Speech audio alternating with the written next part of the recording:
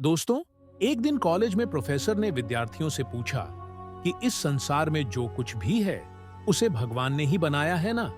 सभी ने कहा, हाँ, भगवान ने ही बनाया है।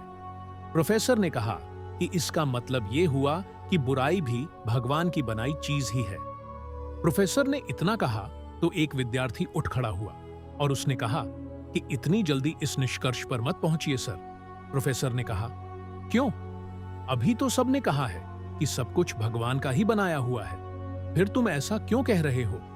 विद्यार्थी ने कहा कि सर, मैं आपसे छोटे छोटे 2 सवाल पूछूंगा, फिर उसके बाद आपकी बात भी मान लूंगा।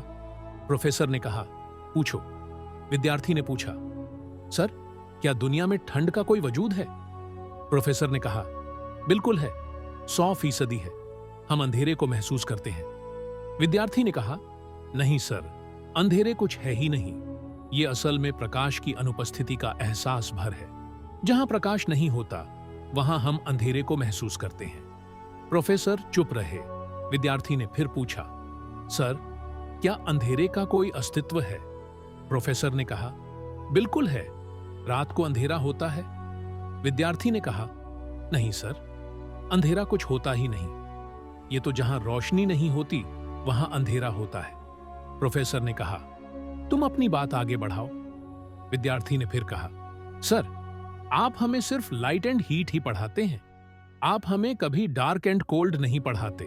फिजिक्स में ऐसा कोई विषय ही नहीं। सर, ठीक इसी तरह ईश्वर ने सिर्फ अच्छा अच्छा बनाया है। अब जहां अच्छा नहीं होता वहां हमें बुराई नजर आती है, पर बुराई को ईश्वर ने नहीं बनाया। यह सिर्फ अच्छाई की अनुपस्थिति भर है। दरअसल दुनिया में कहीं बुराई है ही नहीं। यह सिर्फ प्यार, विश्वास और ईश्वर में हमारी आस्था की कमी का नाम है।